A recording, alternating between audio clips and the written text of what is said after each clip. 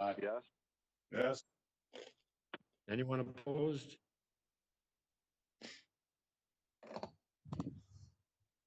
Okay.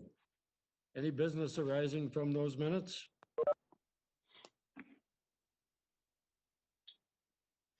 No. If not, I'll read the statement of precedent. Any decision reached by this committee tonight cannot be used to set a precedent. Okay, we'll move on to item A2 2020, A02 2020, Block 69, Plan 44M72, Joseph Flagler on behalf of Joseph Flagler Homes Incorporated.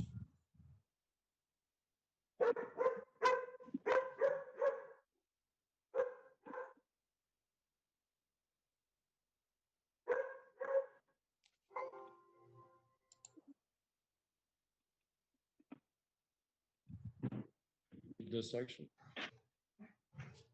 Yes. Okay. It's not.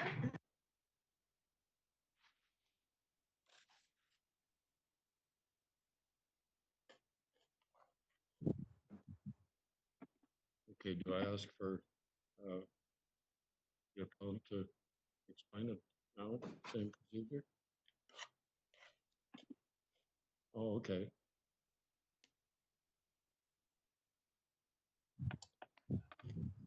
Yes, we have Joseph with us. Could you just give us a brief explanation of what you're asking for, Joseph?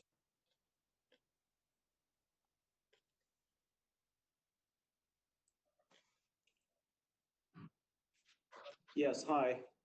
Hi there. I'm just asking for relief on the 2 side yards, so I can build a little bigger on that lot.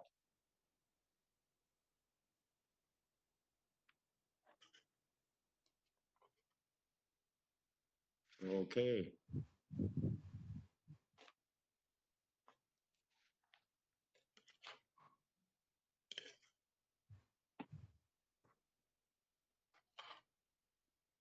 Yes. Okay, Sean, could you give us a description of the planner? Sure. Good evening, members of the committee, members of the public who are joining us, and of course the applicants. I'm hoping to just take a quick second here, before I jump into the application, to mention that all of the applications up for discussion tonight are from lands within the recently registered plan of subdivision 44M-72, also known as Maitland River Estates. The application submitted for relief from the zoning, from provisions of the zoning bylaw, all consists of either blocks or lots within this development. However, from the same applicant. In the interest of time, I will try not to repeat myself when possible. These applications are quite similar. For example, as noted in the staff reports, all lands discussed tonight are currently vacant and are owned by H&J Donegan. The development lands are bounded by the Maitland River to the north and west, with existing residential lands abutting the south and east portions of this development. All of the applications tonight have lands within the residential designation of the Listowel Ward official plan, with many of tonight's applications having land within the residential 5 zone or the R5 zone. This zone permits townhouse dwellings, as is currently with many of these applications. It is important to note that when reviewing an application for a variance, staff and the committee must ensure that all 4 requirements specified under section 45(1) of the Planning Act are satisfied. These 4 requirements, or sometimes known as tests, include 1, that the general intent and purpose of the official plan is maintained. 2, that the general intent and purpose of the zoning bylaw is maintained. 3, that the variance is considered to be minor in nature. And 4, that the variance is desirable for the appropriate development or use of land, building, and structure. So just to reiterate, when staff is reviewing an application for minor variance, if all 4 tests are not met, staff cannot support the application. I won't repeat 4 tests with each application that I go through, but I refer to them from time to time when required. So with that, the first application has been submitted by Joseph Wagler Homes Incorporated and requests to reduce the minimum exterior side yard setback from 6 meters, 20 feet, 4.57 meters or 15 feet, and to the minimum interior side yard setback from 3 meters or 10 feet to 1.5 meters or 5 feet. If approved, the construction of street front townhouse dwellings with an unknown number of dwelling units will be permitted to encroach into both the interior and exterior side yard setbacks. Staff had requested a justification letter to submit the application, which was subsequently submitted by the applicant. However, the letter submitted provided little information, and there was no indication of the proposed number of dwellings or dwelling units. I have included this letter with the staff report.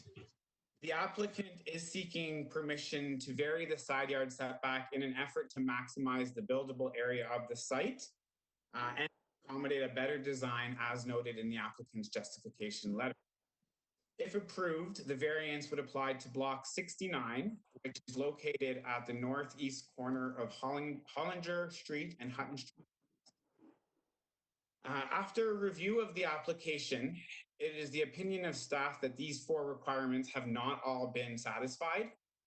While the general intent of the residential designation and the Listowel Ward official plan is maintained, which is to support housing and efficient use of services, the lack of information and justification for the relief has led staff to conclude that the other requirements have not been met. Although townhouse dwellings are permitted within the R5 zone, the zoning bylaw provides provisions and regulations such as side yard setbacks, building height, and parking requirements to ensure orderly, safe, and consistent development standards across the municipality. Now, relief from these provisions are deemed to be appropriate with the right justification. However, in the absence of any real information to support the reduced provisions as requested by the applicant, staff is of the opinion that the general intent of the zoning bylaw has not been maintained, and additionally that the variance is not considered to be minor in nature, as there's no justification for the relief requested, which represents 25% and 50% reductions from the current provisions. And without reporting information or details about the proposed building, it is unclear if the relief provided will ultimately increase the number of dwelling units that this block can support. As such, the application cannot be considered desirable, and therefore it is staff's recommendation that the committee not approve the application as submitted. Thank you.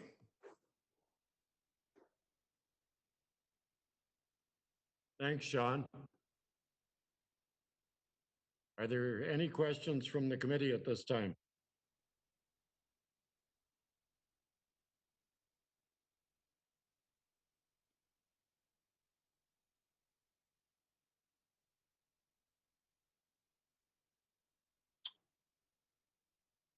None from me. You're waiting.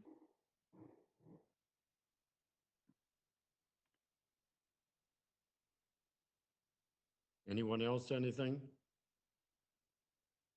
Okay, I do have a letter here. Good morning. I received a letter in regards to this meeting that was postponed and would like to ask a simple question to know whether I need to attend the meeting or not. I live adjacent to the property in question. I live on Bamford Drive. My backyard would connect to the new subdivision backyard. I would like to know if the proposed revisions actually affect my property at all. The application says they want to reduce the sizes of the yards, and there is some confusion on my end. If that affects me at all, the townhouse strip I live in has the hedge at the back of our property put in, and when it was built, we do own roughly 4 to 6 feet behind the hedge as well. Will there be a common area behind the hedge, or will there be a common fence installed? Do you know? And okay, that's it. Anything further to add?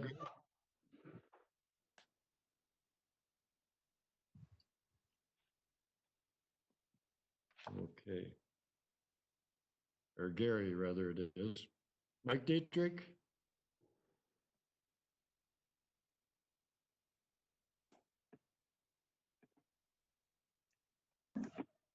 No comment. Okay. Chad Newman? All good. Shirley Hosick?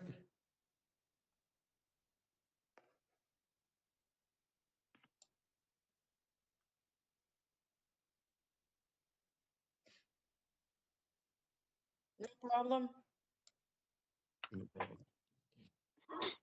Okay, any questions from the committee before we ask for a motion? I was just wondering if Joseph has anything else to add to now that we've brought up our questions.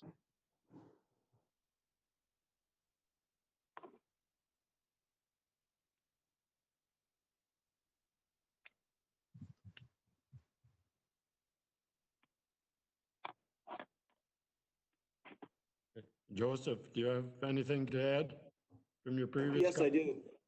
Okay, I'm not asking for more units. It's a 7-plex.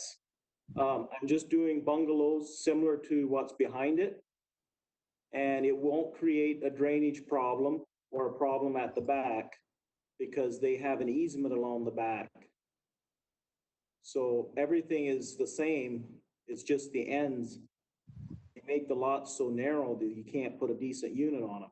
So I just wanted a little bit more room on the units is why I'm asking for relief on the side yards. I'm not adding any units.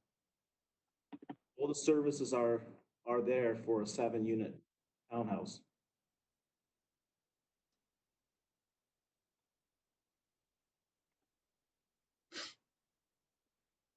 okay, thanks. Any other questions?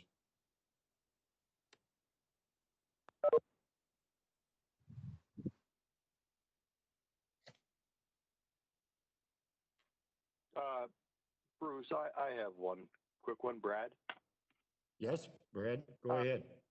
I'm hoping Sean can maybe answer this. So the documentation, the survey that we have, that block of land is right now is one parcel. Joseph mentioned that there's services in for 7 units. Is that also been subdivided already, or is it? What could there be 10 services like 7 services? Does that mean anything?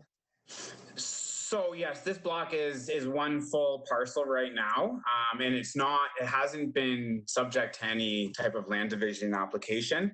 I believe the intent is forward with part lot control exemptions once the townhouse dwellings are established. The concern from my end with this particular application was there wasn't much information submitted with it. And in the absence of this, because of the absence of information, it was hard to really explain why this relief was required. It was unknown whether or not an additional unit could be included. So without that information, I unfortunately couldn't answer all those requirements, and so unfortunately would have to recommend approving this application based on that. Yeah, sure. I can appreciate that, but I guess ultimately, if there was 3 services, 5 services, 20 services, it wouldn't necessarily have anything to do with how that land would be. It was just done against best expectation on what might fit on that parcel, I assume. Yeah, so there were 44 townhouse dwelling units accommodated over the 6 blocks within this development. And again, this one probably would be fine for 7 dwelling units. I'd have to double check again because they are kind of getting confusing for me at each block, but I didn't have information to verify this originally. And based on that, it was, yes. Yeah, no, that's good. Okay, any other questions? I have one, Bruce. Okay, go ahead. Were there originally 7 services provided there to that lot, or were there services added after the fact? Or was, I guess the question is, was the intent to have 7 dwelling units there at the approval of plan of subdivision, or were there only 6 units or 5 units that were technically approved there?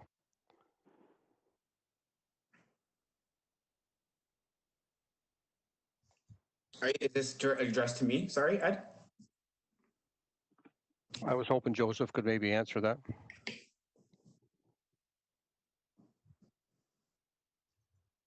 Yes, as far as I know, there are just 7 services there, have been from original when I bought it. Okay.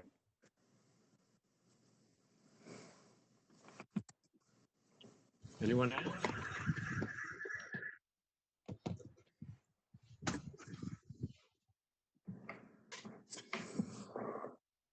If not, would someone like to make a motion?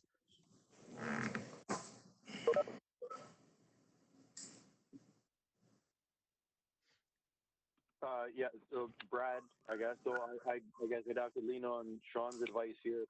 If we don't have enough background information in the application to prove why this is required, I think we should either be deferring the decision till we get that information or denying it, one or the other.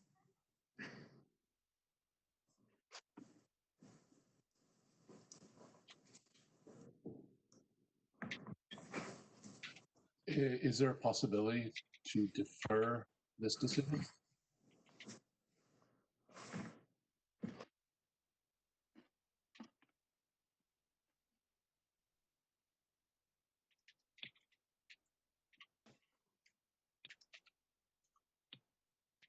We could divert that if somebody's willing to second that motion.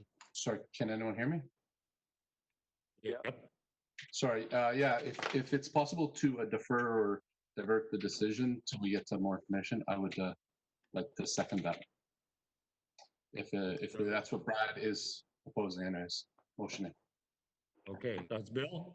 Yes, sorry, yeah. Okay. Are we all in favor of that? Yeah. Aye. Yes.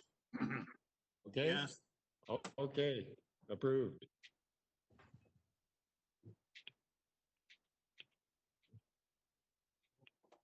Yes, it's just the committee that can vote, just a reminder. But everyone approved that motion to defer that decision until we have more information. Brad, yes. Yeah. Don, yes.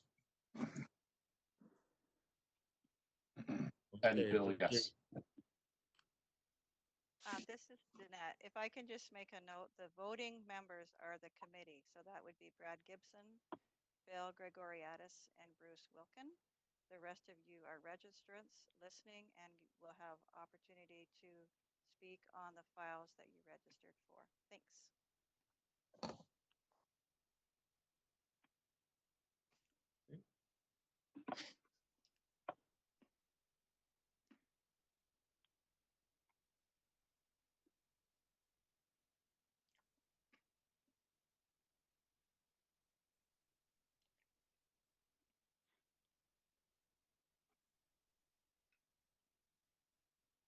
Okay, moving on to application A04, 2002, 2020, block 66, plan 44M72, Henry Fry, on behalf of Euro Custom Homes Incorporated. Is Henry with us? Like to comment on this? Where do I look? Am I on? What do I see? And when is the light on? So when do I see when the light is on? So right now, the light's on right now. So I'm not on. So I have to click something? Okay. Okay. Can I speak? So, Okay. okay. Okay. Also, when the mute button is off, then you're on. So if that mute button is off, then I'm on. Henry, you were not on mute. You're on mute now.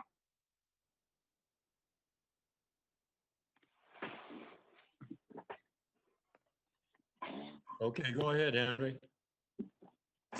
Oh, sorry. Good evening. Can you hear me? Yes, sir.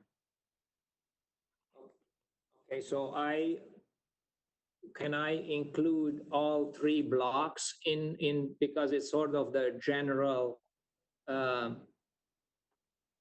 along the general line, or do we go one by one, block 66 first, or what would you like to do?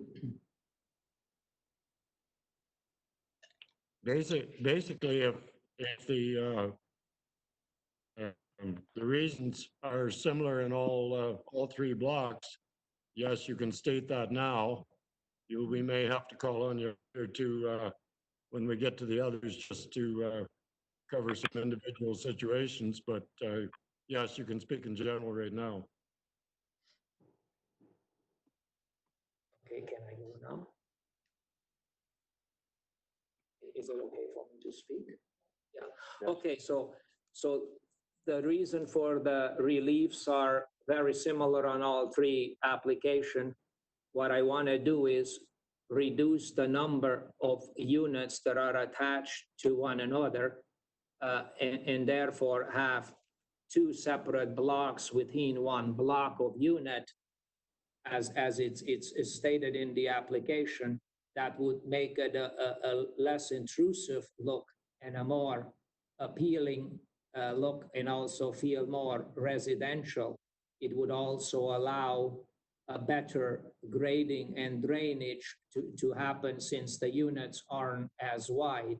And since I am separating the units, of course, I'm losing space in between the units, and we're talking units as individual blocks, so being that they're 4 or 5 blocks wide, or in the block 71 being a 3 block only and 2 separate blocks. But again, the separation in between the units is what causes me to request the relief in order for me to accommodate my vision of having smaller units and more attractive units, and hopefully have a better grading and drainage allowable, because the wider the units are, the more difficult it is to of course run that water out, and they all know what happened there on Forbes on these 8 blocks. So that is sort of the vision of why I want these units to be narrower or less units, but maintain, still not wasting the land. And I had meetings with Sean and expressed my views on them. I have shown front elevations of what they would look like. Now, I'm not sure the members have seen it, but they are bungalows, and on some of them, they are 2-story units that we are proposing on the different blocks. I can turn it over to Sean if you have additional questions. I'd be certainly willing and able to answer them as well. Okay, thank you very much. Sean, all on you. Thank you. Yes. So this next application has been submitted by Euro Custom Homes, and excuse me, is requesting to reduce the minimum exterior side yard setback from 6 meters or 20 feet to 4.5 meters or 15 feet, and to reduce the minimum interior side yard setback from 3 meters or 10 feet to 2 meters and 6.5 feet. Additionally, the applicant is seeking relief the applicant is seeking future relief between the two proposed townhouse dwelling buildings to permit a 1.5 meter interior side yard setback to facilitate future lot creation. If approved, the construction of two-story street front townhouse dwellings, each with 5 dwelling units for a total of 10 dwelling units, may be established and to the standard side yard setbacks. This application is concerning land located on block 66, which is located at the southwest corner of Salisbury Avenue South and Keeso Lane. No justification letter was provided, but through conversations with the applicant, it was determined that the purpose of the relief is to allow for the construction of 2 buildings with 5 units each rather than one structure accommodating the townhouse dwellings. The applicant has provided drawings as attached to the staff report. The applicant is seeking permission to vary the side yard setbacks in an effort to maximize the buildable area site and to allow for a more subtle site plan with the town dwelling split between 2 buildings. Based on the applications submitted, it is the opinion of staff that these 4 requirements have not all been met. While the proposal meets the intent of the official plan and zoning bylaw, it is staff's opinion that the application is considered not minor in nature and nor is it desirable. The relief requested represents 25%, 33%, and 50% reductions from the current provisions. The relief requested to the exterior side yard setback located adjacent with Salisbury Avenue South is of concern to staff. Salisbury Avenue is noted to be narrow, and it is unclear how the relief will impact this area. Because vacant lot, it is the opinion of staff that the setback should be maintained. Additionally, there is concern with the intensity of this proposal, as additional dwelling units may be supported if the relief is provided. Without supportive studies and information, it is unclear how this intensity will affect traffic conditions in the area, for the area, and the impact it may have on street parking. Additionally, staff needs to be cognizant of the potential for second dwelling units, which are permitted in single detached, semi-detached, and row and townhouse dwellings. Increasing the unit count above and beyond what was approved needs to be met with caution to ensure an appropriate density moving forward. As such, it is staff's recommendation to not approve the application as submitted. Thank you. Thanks, Sean. Henry, have you anything further to add to that before we go on? Yes, I do. The zoning, if I join these units, I can build them. So I just not so sure. And when I had that meeting with Sean and everybody, that I am blindsided here of their concerns in any way, because like I says, the idea was that I make these units separate versus one, and I certainly was blindsided. They appear to be in favor and thought that that was a great idea from the aesthetic point and in every other point. So I am, shocked would be put it mildly. If I could respond. Yes, Sean. Yeah, so and just to add to that, when we did meet, we did discuss this, and while I do appreciate the intent of splitting the 2 buildings into 2, as we discussed for one of your other proposals, it's not as it's more supported by staff. However, reviewing the application fully, it doesn't seem that the relief requested is minor in nature. You're looking for relief on all 4 sides of 2 buildings, and it's not, in staff's opinion, not appropriate for a minor variance application. As discussed previously, the conversation about going through a zoning bylaw amendment was discussed, and something like this might have been better suited for an application like that, because it's hard to say that the relief requested is minor in nature, and unfortunately, without answering that test, I can't support the application. Okay, thanks, Sean. I have some correspondence here. Firstly, to North Perth Committee of Adjustment, I am writing to voice my objection to the proposed adjustments and as mentioned in the above noted file based on the following. Salisbury Avenue South is already too narrow compared to other streets in the area. In my opinion, is not suitable to carry even currently planned increase in density, let alone a further increase. This road was originally supposed to be twice its current width. Parking in this area is already a problem and the new homes are yet to be occupied. The increase in density will also cause much increased traffic flow through the intersection of Wallace Avenue South and Anger Street. This intersection was already problematic and further traffic will only increase the issue. Wallace Avenue South is already over its design capacity and a danger to residents along it who already struggle to get out of their driveways. Additional routes for access to this development should be constructed prior to any increase in density, including a bridge over the river to reduce traffic on Wallace Avenue South. In my opinion, this design change will only be a detriment to this community. Signed, Nick Lawrence, 685 Wallace Avenue South, Listowel. I also have another one from Wendy Freeman. Response to notice of electronic public committee of adjustment hearing is noted in subject line. We would like to participate in this hearing. You have previously received a letter of complaint from Bamford Drive residents and so are aware of the subject complaint. In addition, we note that on the purpose of application document file A04-2020, the wording would seem to indicate that the building of units as three-story is a foregone conclusion and only the yard sizes need to be adjusted. The original plan was for one story. If you travel down Salisbury Street, you will notice that the street is also very narrow and already has multiple family dwellings. Adding more units will increase the traffic to streets and residential neighborhoods. Every family needs to have two vehicles, seems to have two vehicles. Two-story dwellings will reduce the privacy of established homes on Bamford Drive.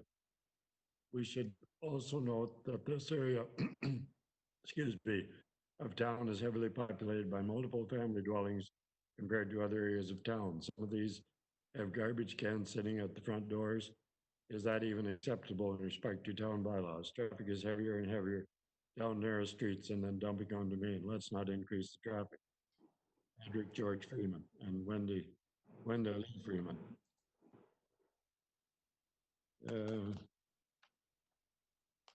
One from Linda Crosskill. On behalf of myself, Linda Crosskill, and my husband Jeffrey, who live at 675 Wallace Avenue South, we would like to object to this application. Originally, we were led to believe this property was R1 zoning, then it was changed to R4 zoning. Now they want to break the rules for R4 zoning. Why do we have zoning rules if builders can just ask for an exemption? Your Homes knew when they bought the property that was only big enough for 4-unit townhouses, not 5-unit townhouses. If this isn't financially feasible to fit with the 4-unit townhouses, they shouldn't have bought the property. It is not fair to existing property owners who have abided by the rules to have this happen.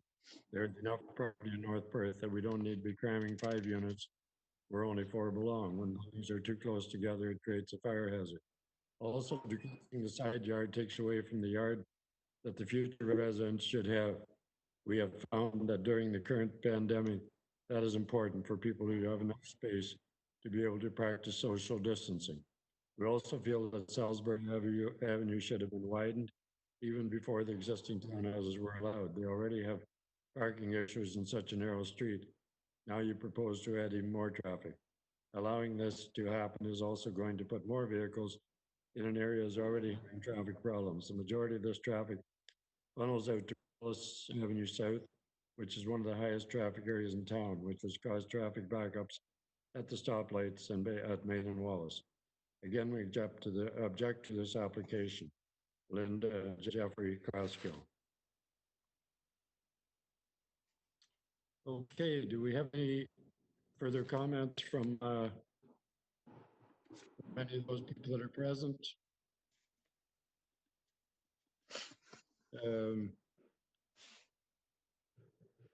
We have the Crosskills present. We have Chad Newman present. Don't think we have Don Ziliak, do we? Yes, I'm actually present. Okay, thanks, Don. Anyone wish to add to those comments that I just made? This is Don Ziliak. I'd just like to comment. I issued a letter quite a while back, March 23rd, when it was originally brought up, and very similar concerns to what the previous 2 or 3 letters that you wrote, and mainly related to population density and the safety and jeopardizing the space available for families, which these units seem to be being built for. So again, on the Bamford Street, we're not, I don't think there's anyone that is for increasing the density behind us. And again, a lot of us are against the 2-story. We were originally feeling these were single story dwellings. Okay, thanks, Don. Anyone else have anything more to add?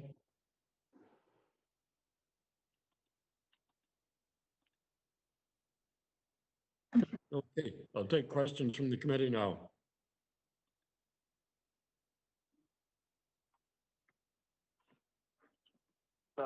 Brad here. Question, I guess for Sean again. So, Sean, I don't know, I think I heard you properly. You had mentioned that there was relief on all 4 sides being asked for. Did I hear you right there? Yeah, so the application is asking for relief on the exterior side yard and the interior side yard.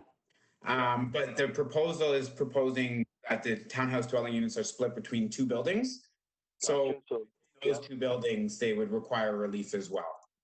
Okay, so sure, good enough. Thank you. And then the second part of that is, so kind of a comment that Henry had there. So okay, I understand the traffic concerns and the density concerns, all that part of it. That's real, but ultimately, this land's already zoned for like whether it's 1-story, 2-story, maybe even 3-story. That's set. That's done. That part of it. You know, Henry has every right to do that. The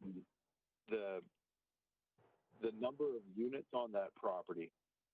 So Henry had commented that he could more or less build eliminate that 3-meter gap between the buildings and just pull the buildings back in tight together. Is there something in the bylaw that restricts overall lot coverage or number of units on that property, or like is it accurate that he could just simply eliminate that gap and pull those buildings together?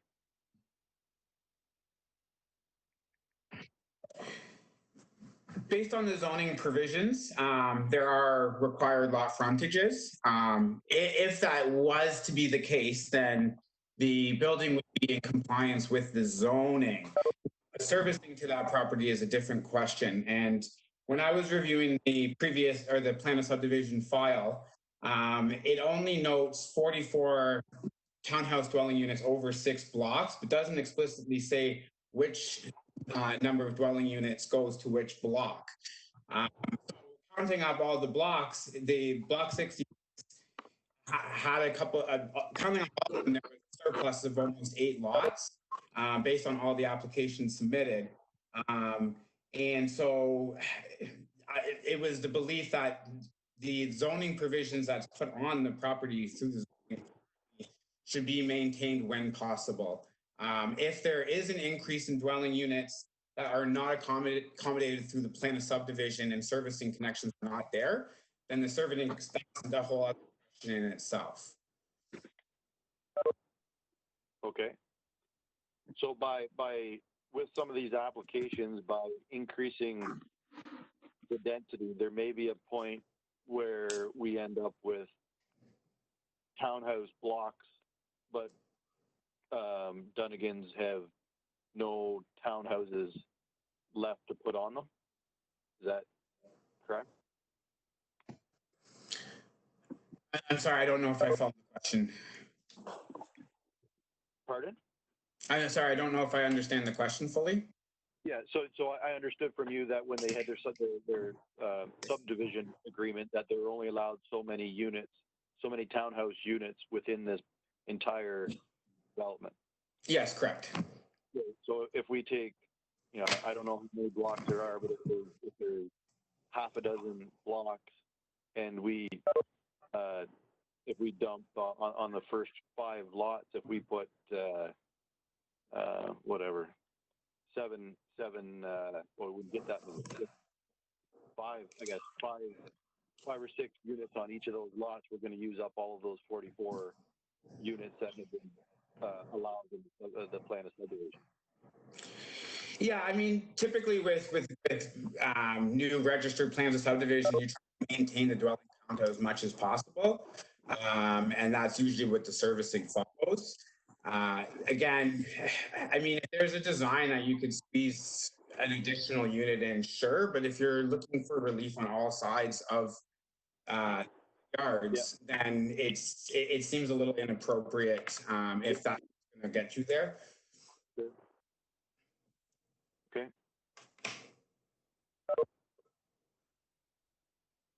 Okay, anyone else have questions? I do have one more question, if I can. Yes, go ahead. If Ed is still available, just wondering what his comments are on having like a 3-meter gap between the two buildings. It seems pretty tight, you know, from a building code standpoint, if he is concerned.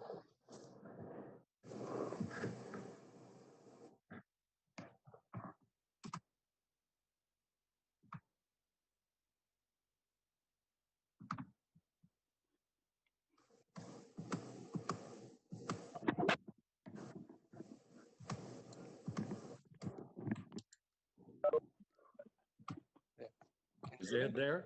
Yeah, can you hear me? Yes, Yeah, yes, go ahead. I had to use Pat's headset here. Mine not working. What was the question? Yeah, that is Brad Gibson. Between the two buildings right now, it's proposed that there's a 3-meter gap between the two buildings. It seems,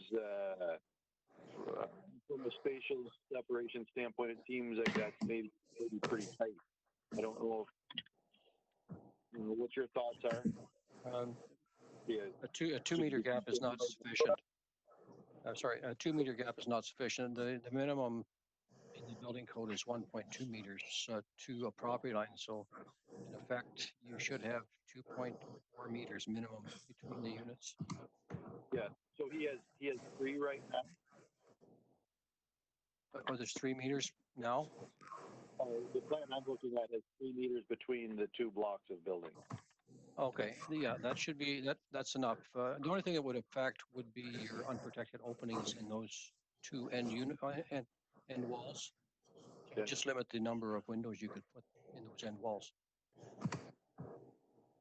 Okay. Sorry, just to add to that, there is relief of 1.2 requested, 1.2 meters between the two buildings.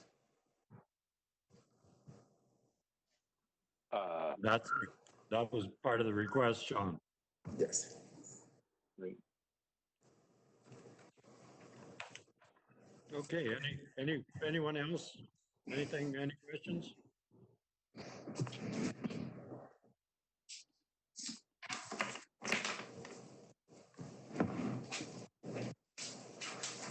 If not, we would entertain a motion. Sorry.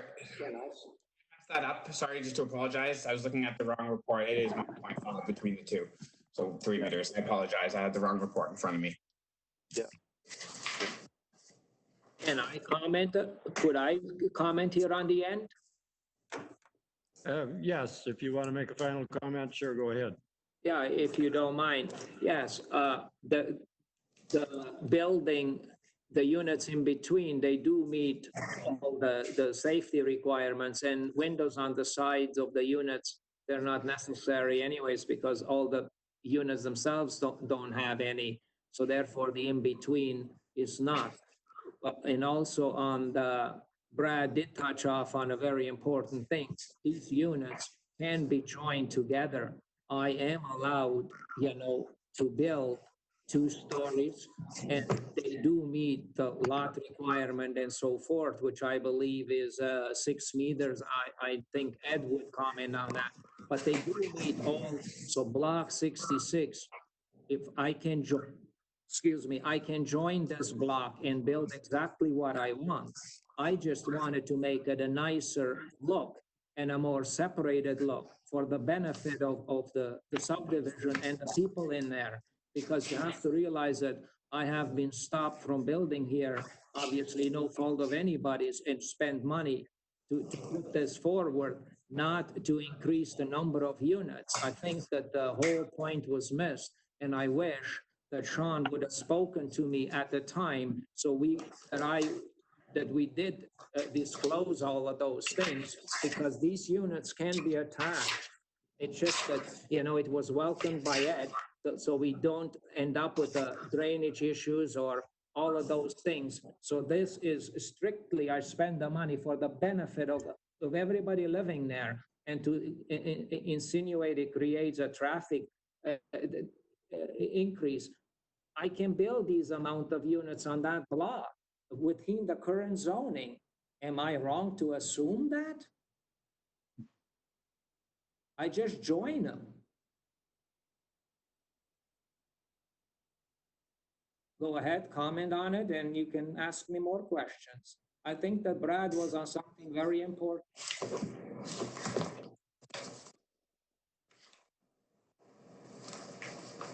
Yeah, in this application, we are dealing with the idea of building 2 buildings. So if it was modified from that, we would definitely have to take another look at it.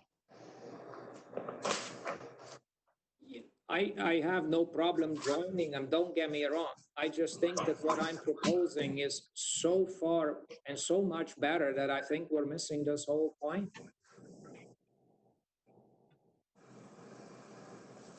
And it's the benefit of the township as well, meaning, you don't have, and it meets every aspect of it. And when we talk about these 4 side yards, that's incorrect. The 2 were created by me by separating.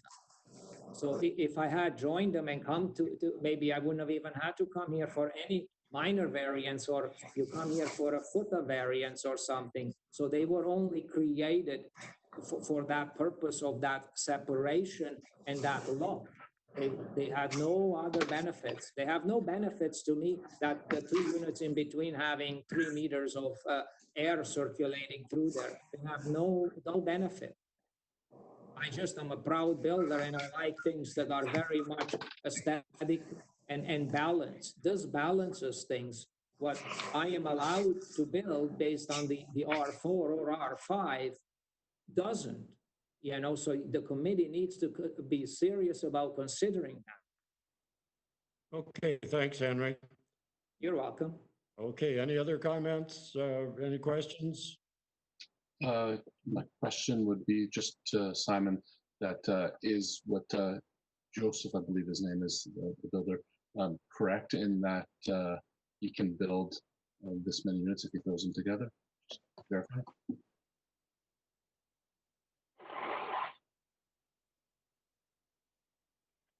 Hello? Did everyone hear that? Sorry, was this question for Sean? Yes, sorry. I don't know if I'm cutting out or not, but is Joseph correct in that if he puts your home puts the 2, he's allowed to build that many? He wouldn't need any adjustment.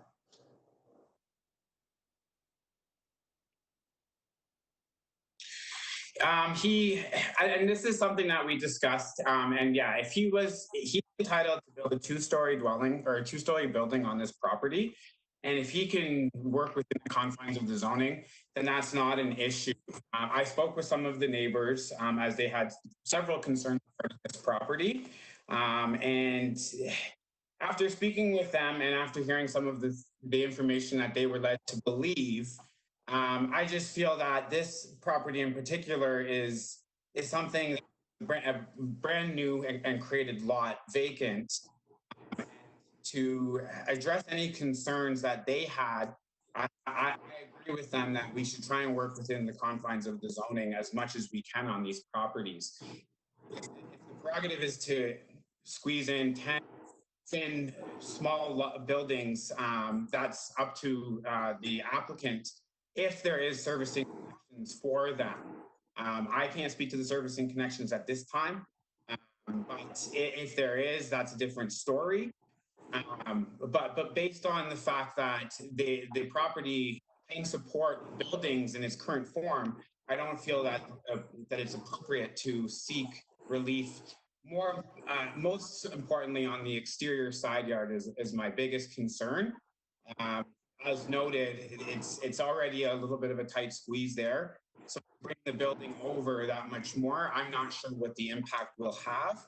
And I believe that we should try to aim to stick within the context of the zoning as much as we can, especially if these are new buildings. Okay, thanks, Sean.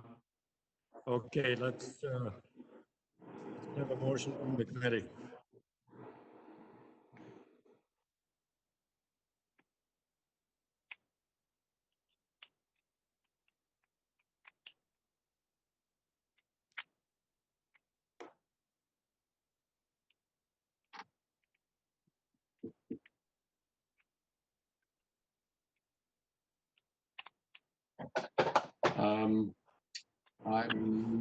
I'll put a motion to not accept these. That's Bill. Yes. Thanks, Bill. Do we have a seconder? Yeah, it's Brad. Yeah, I'd second that. The part that I'm struggling with is just the gap between the buildings being, I feel like it's not strong. Said he's more concerned about the stuff at the exterior side yard. I'm a little bit more concerned about the gap between the buildings being tight.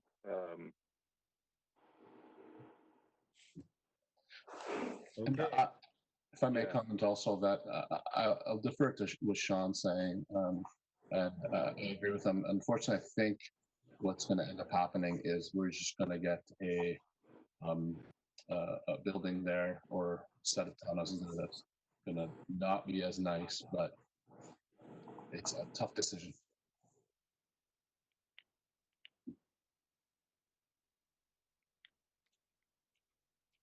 Okay, all in favor of that motion? Aye.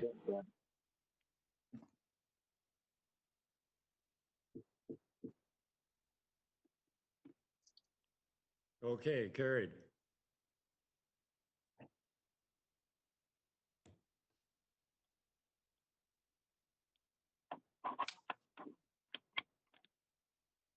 Pardon me? Okay. Just to make note for everybody, the notice of decision will be mailed out regarding all of these applications to the registrants and the people who sent correspondence. It will include information about your rights to appeal the decision of the committee.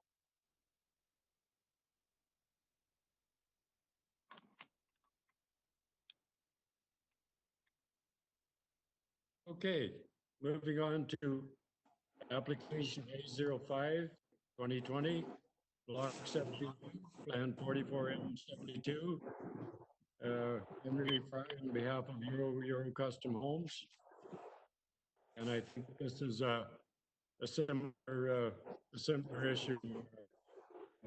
Henry, if you just want to briefly speak, probably covered in your previous statement.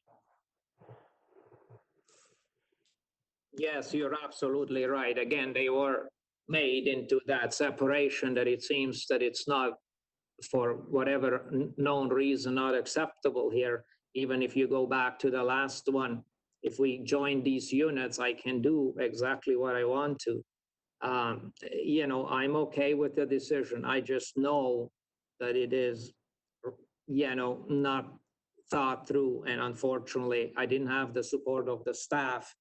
I had it before meeting him in person, and I don't have it now. And that's so sad that it couldn't have been. And even Ed was at the meeting, and it was all supported. Now, you know, I guess live and learn is one. And that's the unfortunate part here. So I will be able to do the units as I want to. I just can't do, unfortunately, like the aesthetic. I think that some of you may, it's too bad I didn't draw up as how a 10 block unit or something would look to this, but I didn't think that that was actually necessary. Had I known that you guys would have wanted to see it or that, I would have been more than happy to do that. But it's what it is. So you're not going to get no appeal from me, because I know I can build, you know, within that. I just have to, you know, not allow that in between look.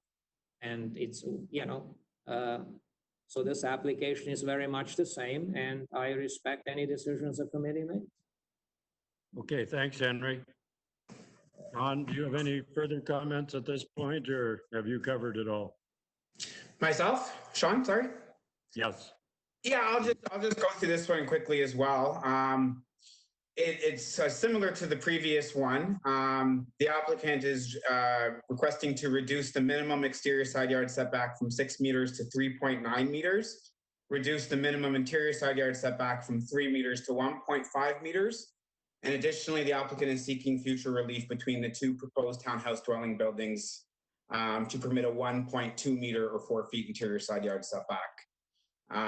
So again, my concerns are relatively similar to the previous application. The relief requested represents 35%, 50%, and 60% reductions of the standard provisions. Additionally, it is unclear how the narrow interior side yards of the proposed building will affect the drainage. While I just wanted to make a quick note. While I did have the meeting with the applicant, every time that we have a conversation just to explain what was going on does not necessarily mean that the application will come out in favor or not. When I took my time to write these applications, I tried to answer all 4 of these requirements. Unfortunately, I was having a tough time getting there. That's the nature of an application like this. And I do apologize, but variance applications, and we do have to answer the 4 requirements. Similarly to the previous one, staff cannot support the application for minor variance and recommends that the committee not approve the application. Thank you. Thanks, Sean. Do we have Chad Newman? Would you like to make any comments?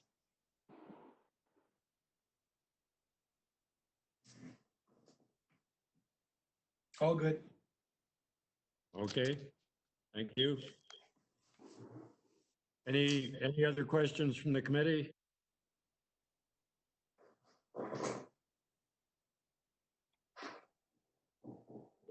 Not from me, Brad here. Yes, this is, yeah, like Henry explained, this is a lot the same as the last one we looked at, just maybe a little bit more aggressive in the request. Similar to the last one. So are we ready to make a motion? Yeah, Brad here, sure. The only thing, Sean, you correct me if I'm wrong, but in your recommendation, you commented on a 1.5 meter interior side yard. I think that one should be 1.2. Yes, yeah, it is 1.2, and I do apologize. There's the interior yard setback from the existing side yard, which would be 1.5 meters, and then the between the 2 proposed buildings, which would be 1.2 meters. Yeah, so I guess just a note for Danette, maybe, I don't know, I guess it maybe doesn't go on that. You're going on that with the bundle or not. So I guess, sorry. Oh, right, yeah, no, there's a typo there. It should be 1.2. Yes. Yeah, so I guess, Brad, I would move a motion to deny it as per Sean's. Okay. I'll second that. Bill Gravities. Okay, thanks, Bill. All in favor? Aye. Brad,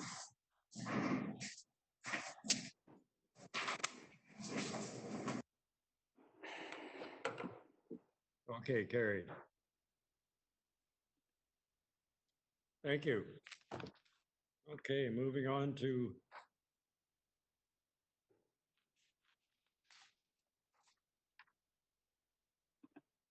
A06, 2020, Lot 26, Plan 44M72, Henry Fry on behalf of Bureau Custom Homes.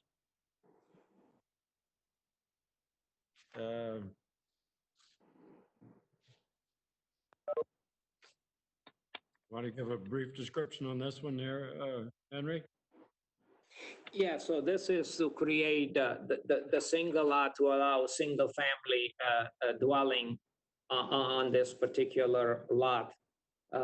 So the number of units don't increase. They were just joined and they would allow, versus the semi-detached would just allow single family, since these are extremely wide lots for semi-detached homes. The idea of a semi-detached home is to make it more affordable, but how you make something more affordable when these lots are so wide for a semi-detached? All the development charges even on a semi-detached is equal to a single. So when we talk about affordability, this makes it, having them as semis, more unaffordable. The same amount of units we'll put on there and, make them more affordable as singles. Like again, this particular lot is extremely wide, as everybody can see. So that's sort of that notion, is to have individual, and again, you'll have spaces in between each of the lots as well. Now, it seems to be that's not something they're looking for. And I know in the last one, there was a comment on the grading thing. That should have been a positive comment, allowing the separations between the unit allows a better drainage than having it blocked with the buildings there. So I was a little shocked on that comment that we use that as a negative when it should have been an absolute positive. But here you would have sort of the same scenario. You'll have between the lots, spaces in between, and no different than your single family dwellings. They do have, side yards as well. So basically, these would accommodate bungalows or 2 stories, maybe, but it's more of the 2 stories that it would be more suitable for. Bruce, it's Brad here. I'm just wondering, is Henry, are we looking at, which application are we looking at here right now? A06. I think maybe Henry was explaining 07. Lot 26.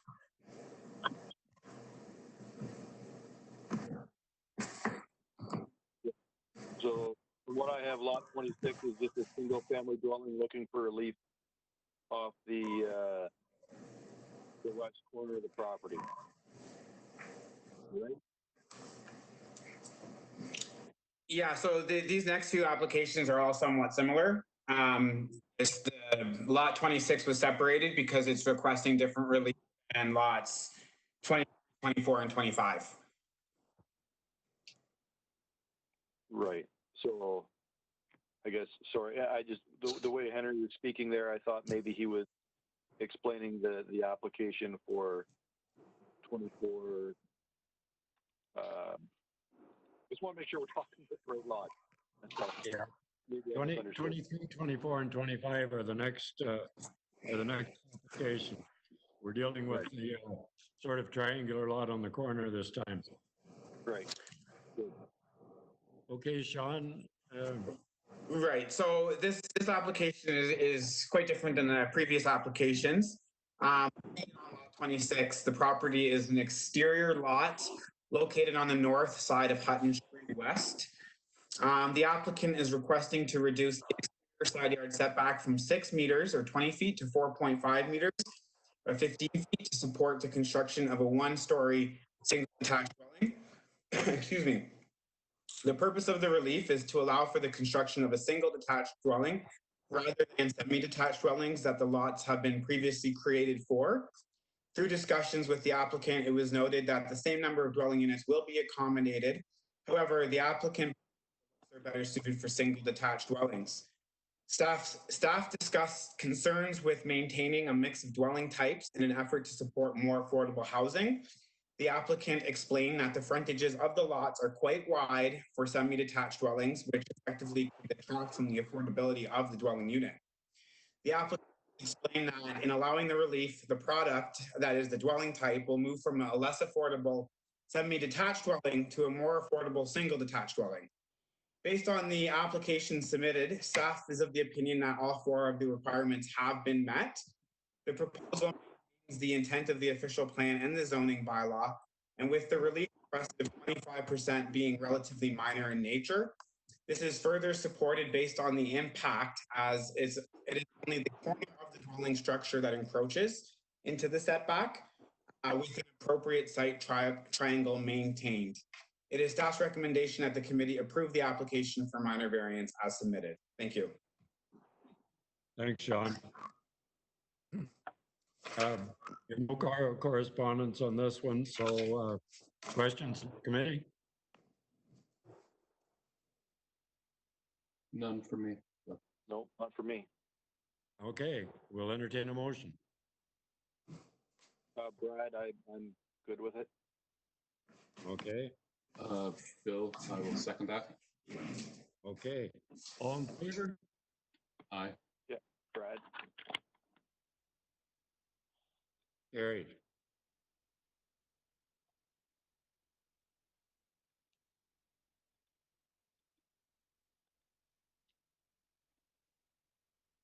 Okay.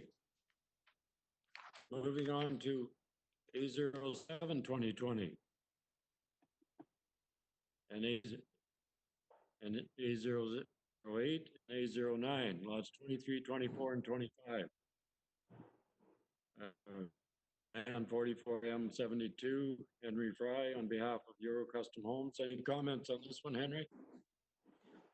Yeah, they are all stemming the same way. They were semi lots, and I like to turn them into single lots, and the relief on the side yard is as stated, but the same amount of units are as originally proposed. However, you've got, space in between now, the lots as they were blocked before. So for example, between 22 and 24, they were sort of the houses attached. Now you'll have space in between, so they're not attached. So it only changes the fact these will become single family dwellings, no number change or no zone change or any to that effect. And the reliefs are, I believe, all the same on 25, 24, and 23, what I'm asking for. Okay, thanks, Henry. Sean?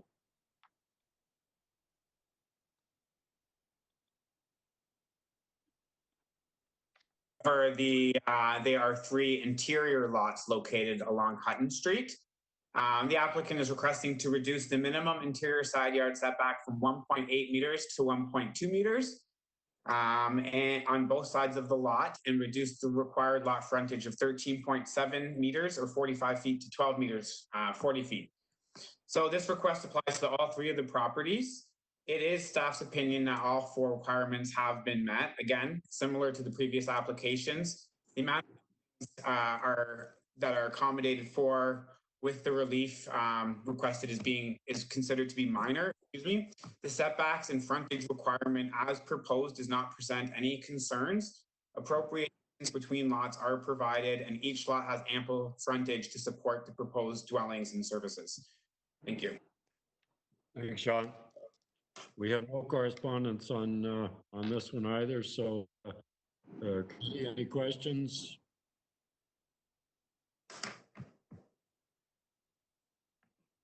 If not, we will entertain a motion. I will motion, sorry, Brad. Okay, I'll motion to accept. Yeah, I'll second that. By Bill, seconded by Brad. Sure. Yeah, please. All in favor? Aye. Brad? Okay, great.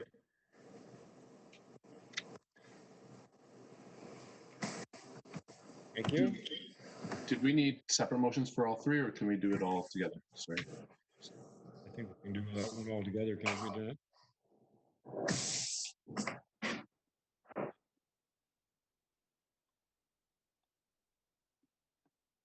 If we can't, I would be more than happy to just put my motion for all three. Oh, okay. Sorry about that. They're all together. They're all together, so that's good. Oh, okay.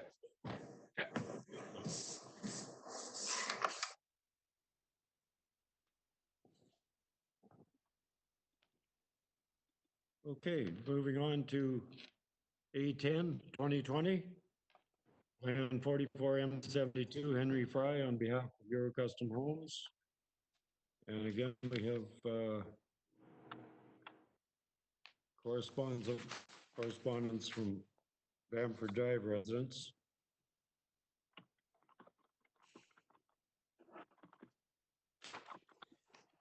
I'll read it out here.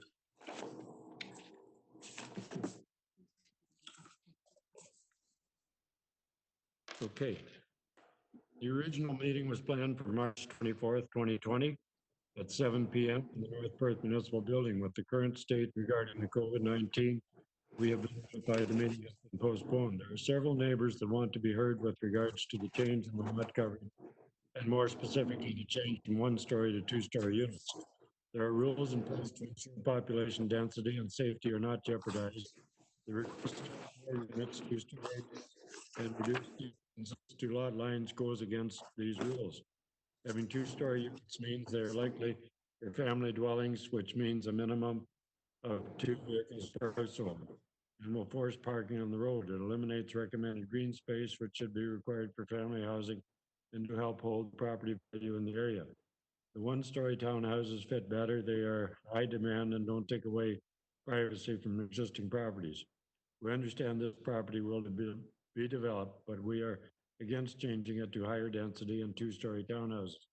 Please notify us when this meeting will be rescheduled, as we're looking for the support of the municipality and want our voices to be heard. Bamford Drive residents, care of Don Ziliaks, and we have Mike Dietrich, Frederick Freeman, Stacy Clarkson, Matthew Clarkson, and George Kudo supporting this letter. And I think we have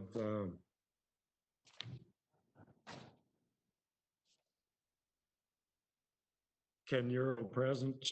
Have you? Oh, okay. Okay. Yeah, Ken Euro, do you have anything to add to this? Any comments to add? No, I'm good. All my concerns were addressed from the letter that was gotten from the resident at Bamford. So I'm good. Okay, thank you. Okay, questions from the committee?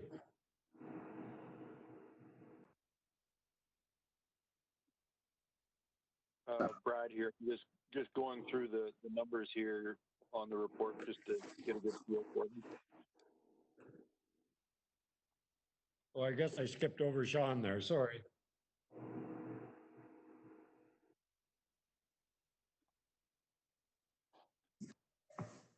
No problem. So this final application, again submitted by Euro Custom Homes, applies to block 67, which is an interior lot located on the south side of Keeso Lane. The applicant is requesting to reduce the minimum interior side yard setback from 3 meters or 10 feet to 2 meters or 6.5 feet on both sides of block 67. reduce or relief from the required lot coverage from 50% to 52.5%. Additionally, the applicant is seeking future relief between the two proposed townhouse dwelling buildings on block 67 to permit a 1.3 meter or 4.2 feet interior side yard setback to facilitate future lot creation. If approved, the construction of two one-story street front townhouse dwellings, each with 4 units, for a total of 8 units, may be established and encroach into the standard side yard setbacks. The intent of the relief is to allow for the construction of 2 buildings with 4 units in each rather than one structure, accommodating a more settled development. After review of the application, staff is of the opinion that the relief requested meets all 4 of the requirements. The property can currently support 8 units comfortably, and the splitting of the buildings can allow for a more desirable site plan. Additionally, as there is no exterior side yard, the applicant only requires an interior side yard. The relief requested can be considered relatively minor with very little impact. The applicant is developing the neighboring block to the east and can ensure appropriate drainage between buildings. As such, it is staff's recommendation that the committee approve the application as submitted. Thank you. Thanks, Sean.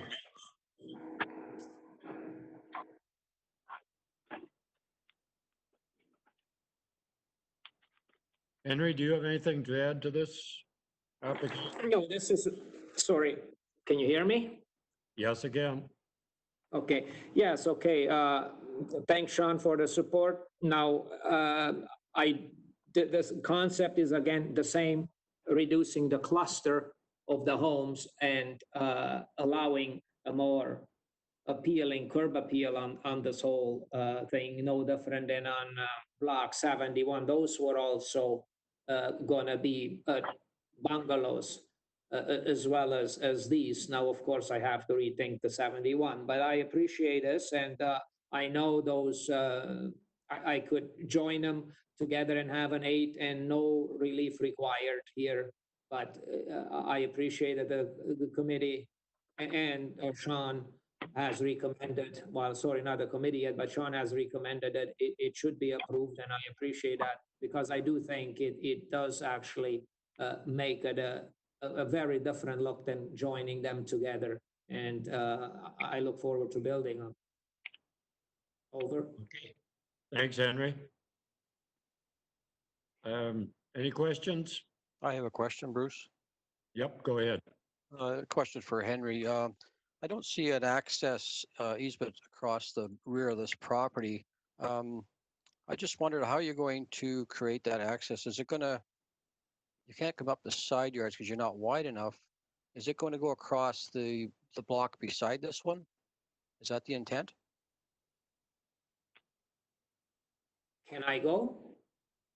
Yes, go ahead. Yes, yes. So the intent, you're absolutely right. The intent is in the restrictive covenants that we will issue that the back, the block 66 would allow access to 67 for the maintenance of the grass or any kind of maintenance to be performed.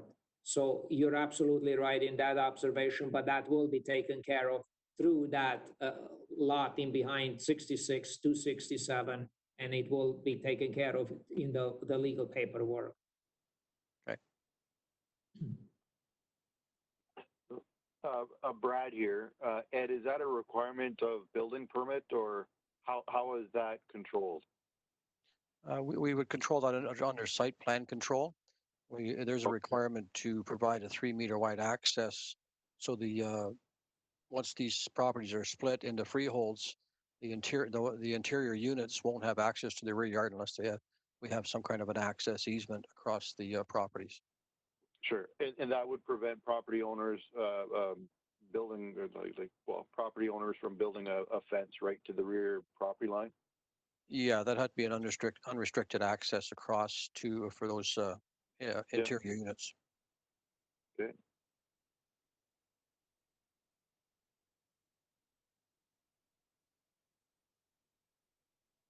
Can I add something to that? Yes. Yeah, there is, my understanding, I think there is actually in the back, there's a drainage sort of easement there, if I'm not actually mistaken, along that whole block, if I'm not mistaken, as well there.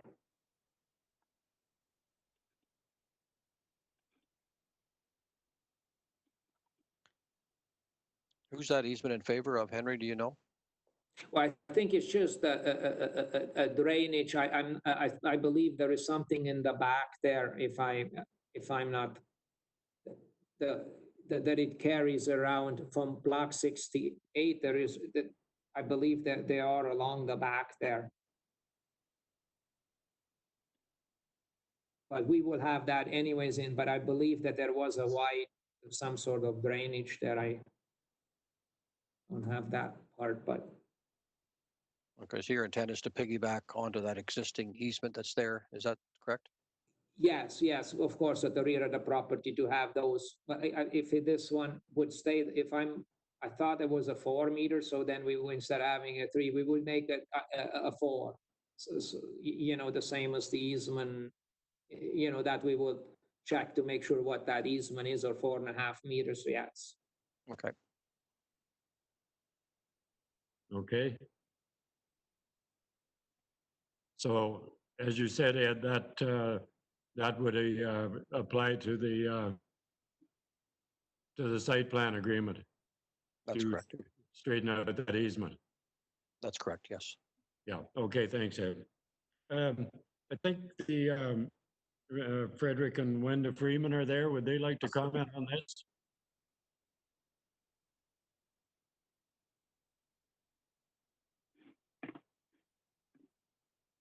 Maybe not there. We're just checking.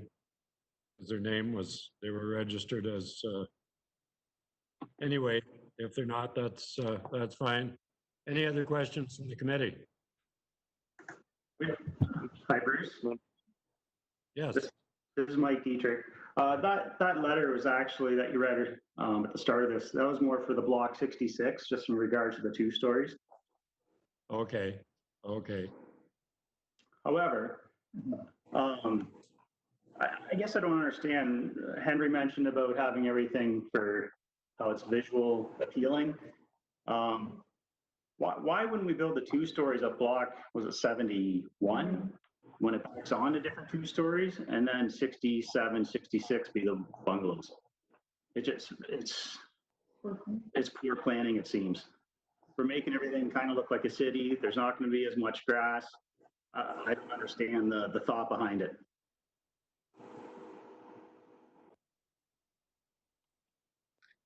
Can I comment on that? Please.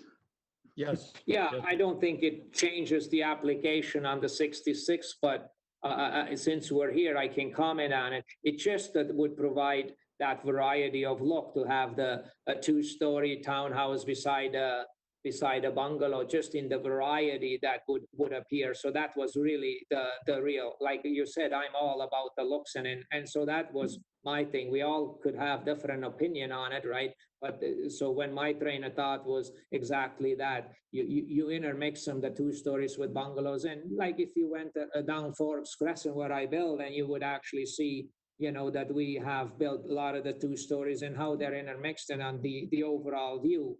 Now, of course, the beauty is on the eye of the beholder, and I don't take it away that if you think it's not what my vision is not yours, and you know, we can agree to disagree, but that really was my train of thought.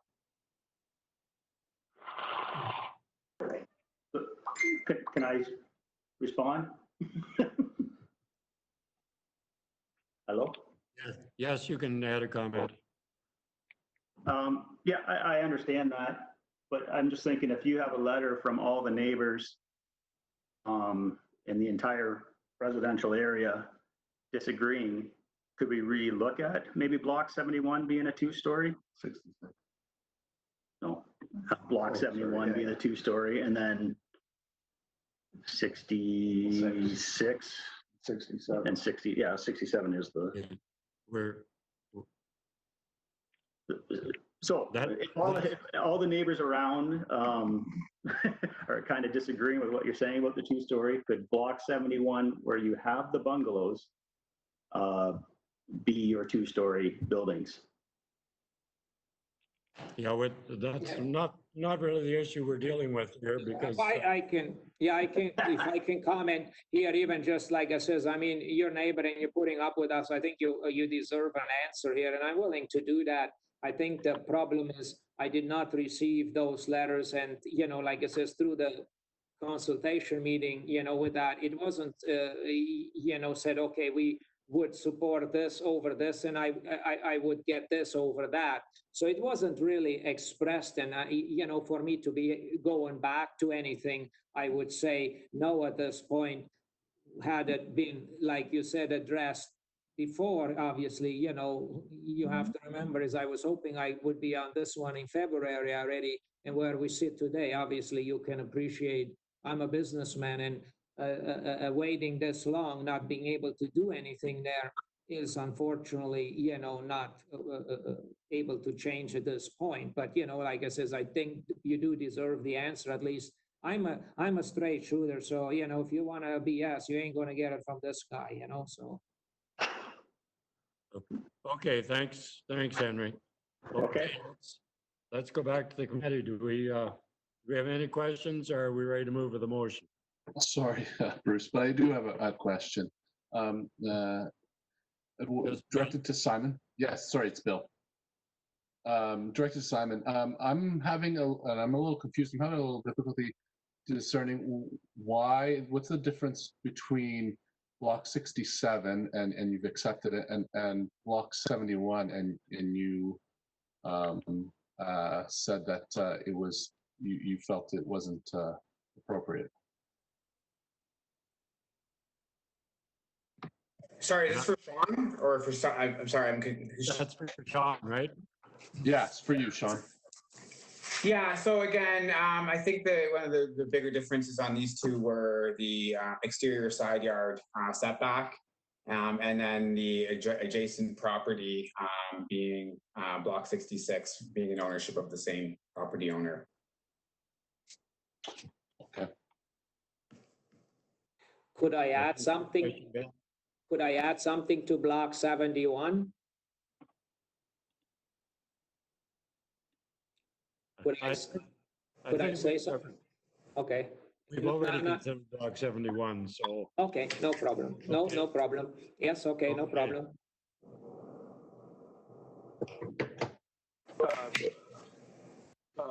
Bruce, just as Brad here, just one quick question again for Sean. Go ahead, Brad. Or maybe Jeanette. I assume so the application for this property includes a single-story building elevation that Henry submitted. I assume that, well, okay, so one way or another, depending on which way this goes, that this, you know, whether Henry makes a few modifications, that's fine, but the intent of the building that's built would match the drawing that's been submitted as part of this application.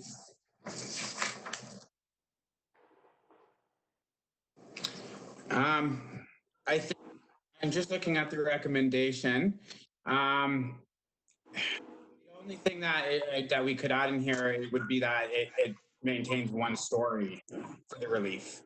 And right now it does mention containing 4 townhouse buildings, but if we wanted to include the one story in there.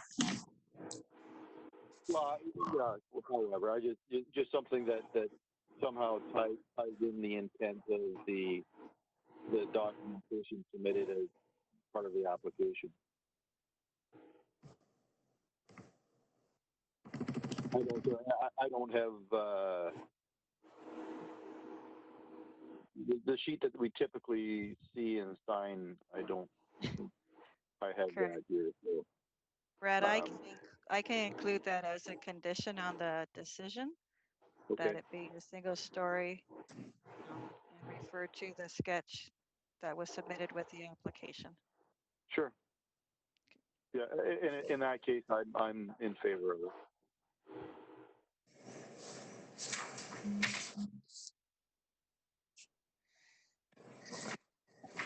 No motion?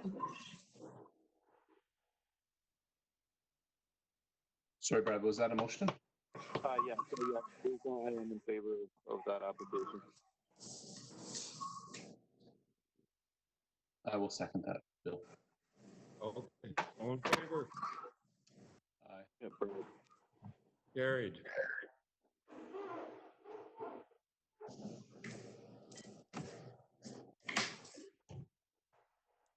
Okay, that concludes our agenda for this evening.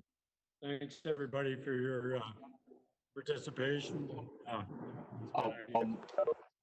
It's been a new experience for most of us. So anyway, thanks for bearing with us. Do we need a motion to conclude? Yes, we do. You, Brad, or should I? I'll do it. Sure. Okay, Bill, second by Brad. Sure. Yes, please. Okay, thank you very much, fellas. Thank you. Thank you.